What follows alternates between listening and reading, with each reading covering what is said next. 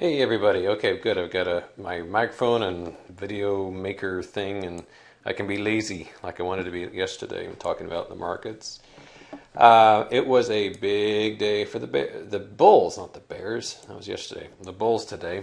Big push up in the market, and that's okay because I because of a couple of things. Why is it okay with me?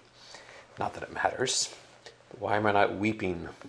Well, one, I did trim back before the Fed minutes this morning. I went from 160 positions, all short, down to easy as 1, 2, 3, 123 positions, and that included all the ETFs.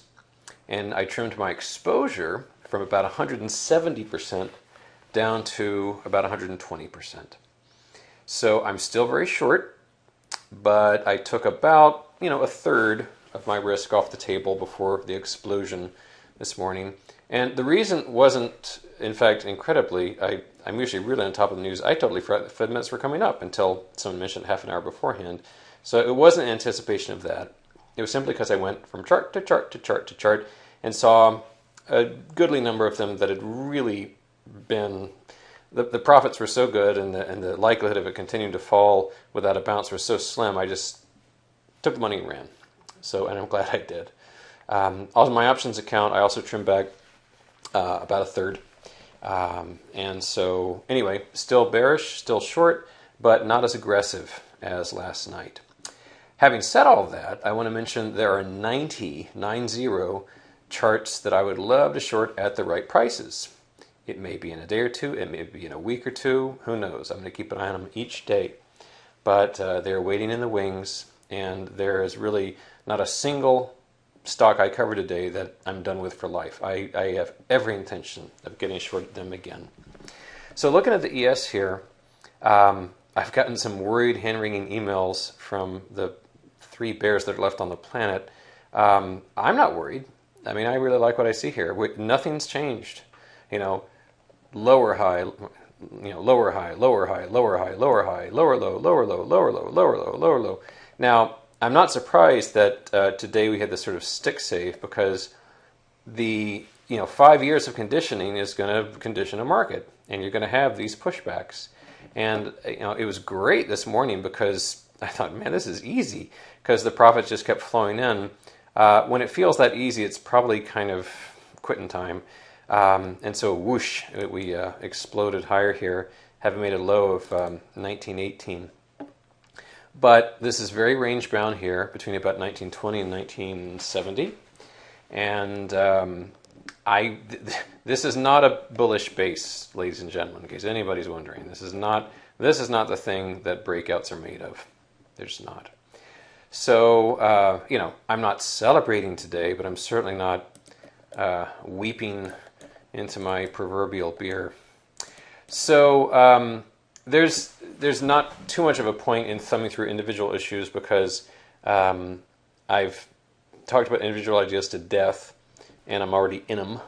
And so the stuff that I'm in is probably a little too late, and the stuff that I'm not in, it's too early.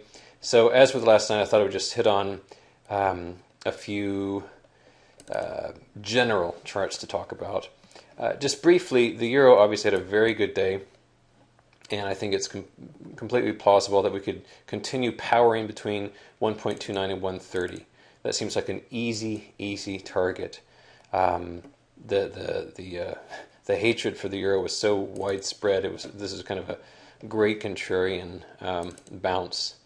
As far as the USD/JPY, I still think there's room for weakness here.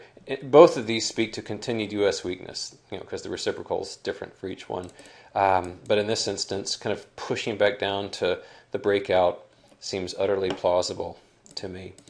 Looking at indexes, the Dow Jones Composite up over 1.5%.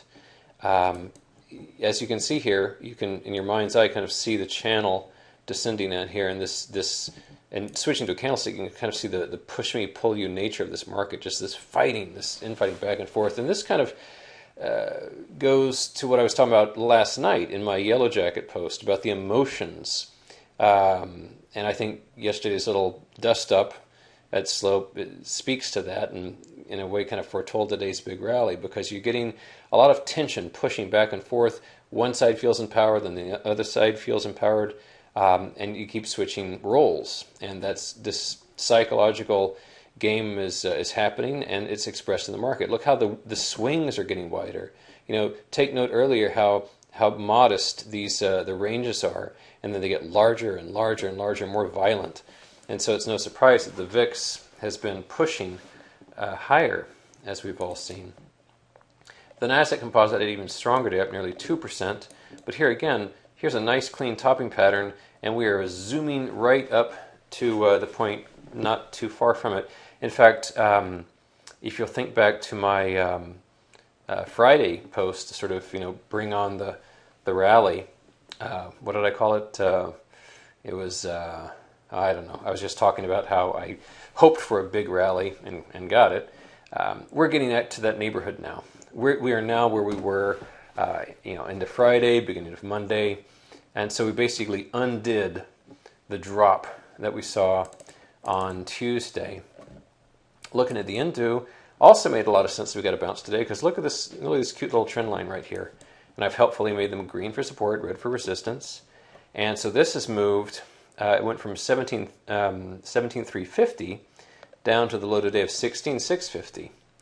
And so that's, what, is it 700 or 800 points? It's a pretty big move. And so we're just, as we did here, we've got this real sloshy fight going on. And of course, what the bears like me ultimately want to see is a break of this slower trend line. Because let me be clear, all the stuff that people were worried about yesterday and the bad news in the world yesterday, none of that's gone away. Just because the minutes from a meeting from weeks ago were revealed today doesn't change any of those things that people were worried about. And I would also remind you that earnings season is coming up, and this with the stock market price for perfection, they're vulnerable. At the risk of beating it to death, I am continued madly in love with the Russell 2000. This was the strongest of all today, which, funny enough, it was the weakest of all earlier today. This is really leading the way down, and it led the way right back up too, up about 2% today. This is a beautiful topping pattern, and this is a lot of overhead supply that this guy's going to be facing. So this was the easy part. I mean, undoing Tuesday and part of Monday, that was a cinch. But as you get into this morass right here, it's going to really, really slow down. And so I say again what I've said over and over and over again. On my fingers are tattooed, hold fast, and I've put a little circle there to kind of eyeball my own goal for what I want to see the VIX at. And a trading friend of mine wrote today, says, will you really cover everything if VIX gets over 22? And he raises a good point, because it's easy to say, but if the market was collapsing and the VIX soared to 22, I confess it would be very easy to say, well, maybe there's more. But I'm gonna really try hard, honest, because I think that'll be kind of the best we're going to get for now. But we're back to 15, so we're not there yet. So I'm just hanging tough and still looking for more opportunities as the price is right. So thank you, and I'll see you tomorrow.